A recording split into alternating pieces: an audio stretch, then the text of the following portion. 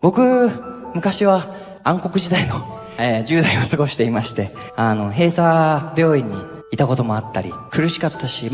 その時期は、なんで俺がこんな目にってすごく毎日泣いてたりとか、自分は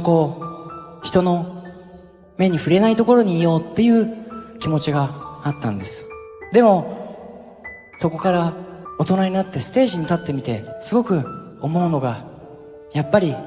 頑張れてないって、頑張れてることよりすごく苦しいんです。頑張れてるって、頑張れないよりも楽なんです。きっと皆さんの中にも近い人で、この人ってサボってるように見えるとか、なんか怠けてるように見える。きっと俺もそう見えてた。だから、そういう人たちが近くにいたら、もしかしたらこれは戦ってるのかもしれないと思ってくれる人が一人でもいるだけで、